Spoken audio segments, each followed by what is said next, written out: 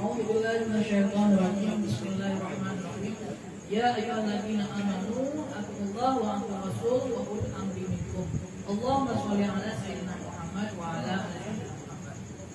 Kali ini saya akan bacakan firman dari Maulana Syekh Muhammad Azim Al-Qur'ani. Jangan marah. Hal yang paling sulit bagi seorang adalah berperang melawan dirinya sendiri. Kita tahu bahwa kita tidak boleh marah ketika seorang menyerang kita. Tapi saat itu kemarahan datang bagaikan api pada diri kita, sehingga sulit bagi kita untuk mengontrol diri kita sendiri. Jika saat itu kita mampu menguasai diri kita, maka kita tergolong orang-orang yang kuat. Kemarahan adalah sebuah pertahanan ego dan hal ini sangat berbahaya bagi seseorang. Suatu hari seorang datang kepada Rasulullah SAW meminta nasihat. Rasulullah SAW berkata kepadanya, jangan marah. Lalu orang itu meminta nasihat lagi. Rasulullah menjawab lagi, jangan marah. Bahkan kemudian kalinya pun memperoleh jawaban yang serupa. Sekali marah mungkin bisa menghancurkan segalanya. Barangkali kalian akan menyesalinya. Tetapi ketika pelaku sudah ditarik, maka penyesalan itu adalah sia-sia.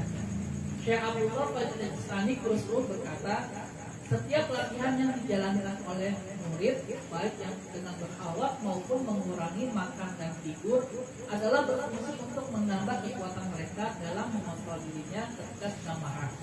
Dengan kata lain, memberikan kendali kepada jiwa. Jiwa bersifat logis, sedangkan ego tidak logis. Dia datang dengan kemarahan, lalu menghancurkannya, menyakiti dan menyebarkan penderitaan. Ketika ada api, jangan menjadi mesiu. Engkau dan dia bisa meledak. Jadilah air.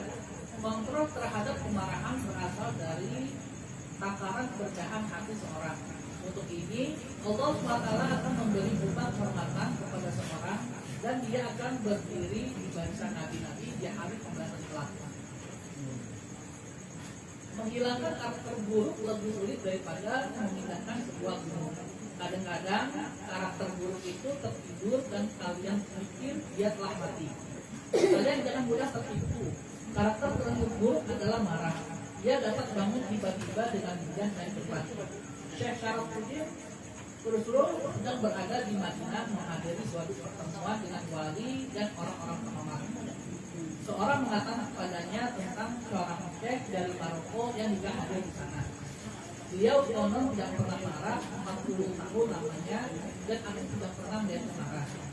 Seorang pelayan melihat hal ini dan meminta izin kepada Syekh Syarafuddin untuk membuatnya marah. Setelah diizinkan, dia pun membutuhkan orang Maroko itu hingga ke kamarnya, lalu menutup pintu kamarnya. Siapa itu? Pelayan itu masuk dan menutup di hadapannya. Saya ingin bertanya tentang mimpi saya. Oh, baiklah anakku.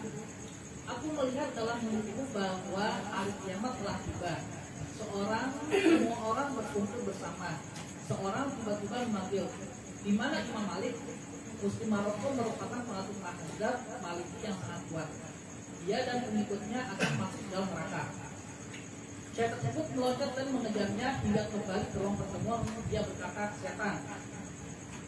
Kemudian pelayan itu mengambil seperti uang emas yang telah dijanjikan oleh orang yang berkata bahwa yang tadi tidak pernah marah. Pendalian terhadap seorang adalah melalui tindakan terakhirnya. Jangan pernah berkata percaya terhadap ego, tidak, aku baik-baik saja. Syekh Abdullah Al-Bustani Kurusruh berkata bahwa marah itu membuat orang tidak terhormat. Marah berarti seorang melihat pada dirinya sendiri. Aku lebih baik daripada kamu.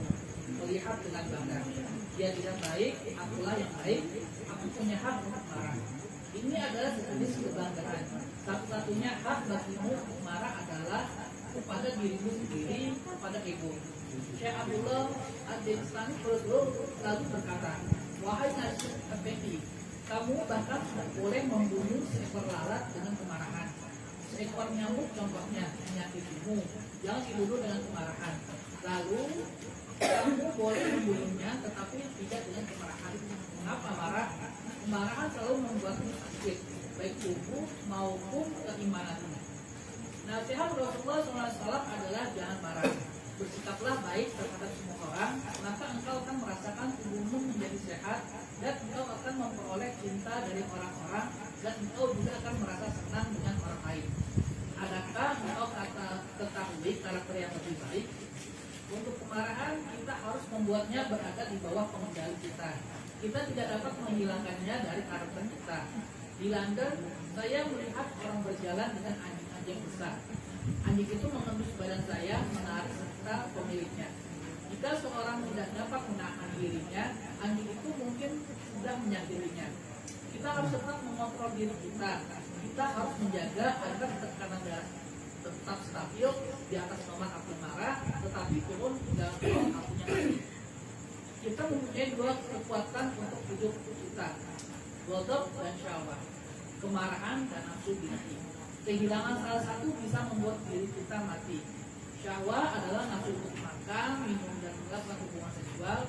Syekh Abdullah Al-Istani Rasulullah sudah sering menyebutkan istilah ini dan sekarang di dunia kedokteran semakin populer. Semua masalah bersumber pada keduanya. Jika kamu dapat mengontrolnya, mereka mungkin akan melayanimu sampai akhir hayatmu. Mereka tidak akan bilang begitu saja. Kita memerlukannya, tetapi seluruh karakter buruk dan ego bersumber dari kedua kekuatan tersebut. Seluruh Rasul diutus untuk mengajarkan orang-orang akan bahaya keduanya terhadap hidup kita dan mengajarkan orang untuk mengontrol kemarahan dan nafsunya. Kalian mungkin telah membaca ribuan buku, tetapi mereka tidak memberimu kesempurnaan. Jika kalian bisa mengontrol keduanya, baru kalian akan memiliki kesempurnaan dan kalian akan menjadi orang. Syabulul Al-Istani pernah berkata kepada saya, aku akan mengizinkan engkau melihat siapa saja, wanita-wanita dan gadis-gadis, jika engkau dapat melihat mereka sebagai anak-anak perempuanmu atau saudara perempuanmu. Jika engkau tidak dapat melihat dengan cara seperti itu haram. Bagi sebagian pria, melihat wanita yang tidak kenal adalah terlarang. Sebab setan dengan cepat akan datang kepada mereka. Apabila beberapa orang melihat wanita, lalu dengan segera dia melihatnya seolah-olah seperti wanita itu telah meninggal setahun yang lalu, seperti kerangka yang menakutkan, orang ini mengambil banyak hikmah dari penglihatannya. Rasulullah SAW melihat wanita sebagai anak perempuan, saudara perempuan, dan ibunya. Dengan penglihatan ini, cahaya kerasulannya membersihkan mereka. Memetofik, itu mati Al-Fatihah Al-Fatihah. Alhamdulillah.